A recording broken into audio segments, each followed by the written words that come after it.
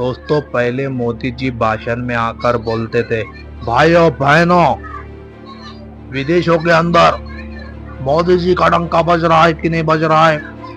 Canada में मोदी जी का डंका बज रहा है कि नहीं बज रहा है।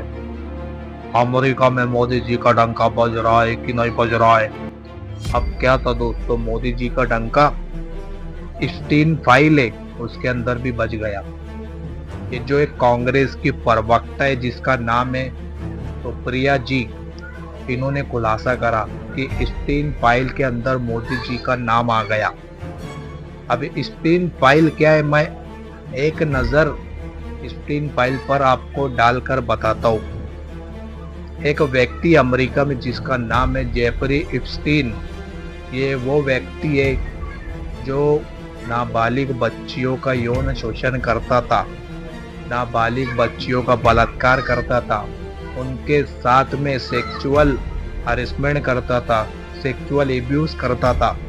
ये हर घिनौने काम की, हर हैवानियत की जो सीमा है वो सब पार करके उसका नाम है स्टीन फाइल, कि इसने इंटरनेशनल लेवल का बलात्कार किया बच्चियों का। और इसकी एक खुद अलग एक दुनिया थी दोस्तों। इसने समंदर के बीचों बीच में एक आइलैंड बनाया था और उस आइलैंड पर बच्चियों को अगवा करके लाना, किडनैप करके लाना, बॉडी मसाज के बहाने से जो 12-13 साल की लड़कियां रहती थी उनको पैसे का लालच देकर वो आइलैंड पर लाता था और फिर उनके साथ में सेक्सुअल हरेसमेंट और टॉर्चर करता था, उनको सेक्सुअल एब्यूज करता था और उनका हत्या करता था। हर काम जो किसी ने नहीं किया वो जेफरी स्टीन ने वहां पर करता था। और इस फाइल में इंटरनेशनल लेवल के जो पॉलिटिशियन है, जो पैसे वाले, जो मल्टी मिलियनर है, जो बिलियनर है, ऐसे बहुत सारे लोगों का नाम स्टीन फाइल के अंदर मौजूद है। और डोनाल्ड ट्रंप का नाम भी है दोस्तों। अमेरिका के जो राष्ट्रपति है उनका सबसे बेस्ट फ्रेंड ये जेफरी स्टीन, ये दोनों लंगोटिया यार थे दोस्तों। अब ये मामला कब बाहर आया? 2005 में फ्लोरिडा, अमेरिका का एक शहर है फ्लोरिडा, वहां पर एक बच्ची को जेफरी स्टीन के घर पर भेजा गया। और जब जेफरी स्टीन के घर पर गई तो उसको बॉडी मसाज देने का लालच दिया गया और उसने बॉडी मसाज दी जेफरी स्टीन को और उसको आइलैंड पर भेजने की तैयारी की गई। वो ऐसा आइलैंड जहां पर लड़कियों का यौन शोषण होता था।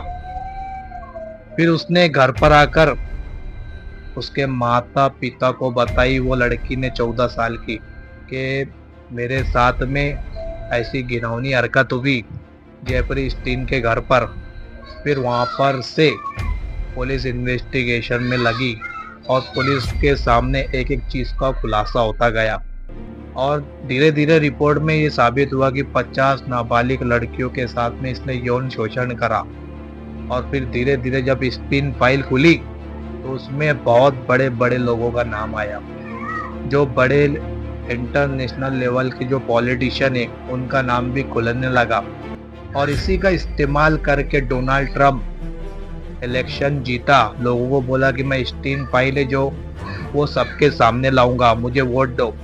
वो नाम पर उसने वोट मांगा डोनाल्ड ट्रंप ने। और अभी इलेक्शन जीत के आने के बाद, राष्ट्रपति बनने के बाद, डोनाल्ड ट्रंप बोलता कि स्टीन फाइल कोई फाइल नहीं, अपनों को विकास के मुद्दे पर ध्यान देने को होना, अपनी जो कंट्री सुपर पावर है उस पर ध्यान देने होना, ऐसा डोनाल्ड ट्रंप बोल रहा है स्टीन फाइल में, क्योंकि उसका भी नाम है। और अभी स्टीन फाइल में क्या हुआ, हमारे मोदी जी का भी नाम आ गया। जो कांग्रेस की प्रवक्ता है सुप्रिया जी, इन्होंने बताया और इनका वीडियो सोशल मीडिया पर वायरल है कि किस तरह से इंटरनेशनल लेवल का बलात्कारी, यौन शोषण करने वाला, बच्चियों का जिस्म नोचने वाला, बच्चियों का बलात्कार करने वाला, ऐसी फाइल में मोदी जी का नाम आ गया। ये देखिए, पहले सुप्रिया जी का बयान देखिए। ये कितना शर्मनाक है, इसका अंदाजा आप खुद लगाइएगा, जो कुछ बातें मैं अगले कुछ मिनटों में कहने जा रही हूं। एप्स्टीन फाइल्स में अब भारत के प्रधानमंत्री नरेंद्र मोदी का नाम आ गया है। अमेरिका के सीरियल रेपिस्ट, बाल यौन शोषण के अपराधी, मानव तस्करी के अपराधी जेफरी एप्स्टीन ने 9 जुलाई 2017 को एक मेल में लिखा, the Indian prime minister Modi took advice and dance and sang in Israel for the benefit of the US president. They had met a few weeks ago. It worked. मतलब Epstein का साफ कहना है कि नरेंद्र मोदी ने मुझसे सलाह ली और अमेरिकी राष्ट्रपति के किसी फायदे के लिए इजराइल में जाकर नाचे और गाए और यह काम कर गया। कुछ तारीखें सुनिएगा। प्रधानमंत्री मोदी 4 से 6 जुलाई 2017 के बीच इजराइल के दौरे पर थे और एप्स्टीन ने यह मेल उसके ठीक 3 दिन बाद लिखा।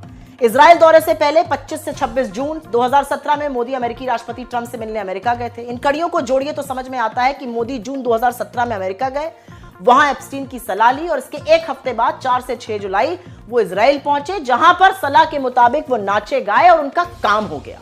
मतलब साफ है कि प्रधानमंत्री मोदी का जेफरी एप्स्टीन के साथ एक गहरा और शायद पुराना नाता है, जो भारत के लिए शर्मनाक है। भारत जो दुनिया में नैतिकता की, गरिमा की, प्रतिष्ठा की धुरी है, उसको आपने तार तार कर दिया। और अब आप चुप नहीं रह सकते, आपको जवाब देना होगा कि जेफरी एप्स्टीन जैसे दुष्चरित्र और घिनौने आदमी से आपका रिश्ता कैसे है। आप ऐसे आदमी से किस बात की सलाह ले रहे थे? आप अमेरिकी राष्ट्रपति के कौन से फायदे के लिए इजराइल में नाच और गा रहे थे?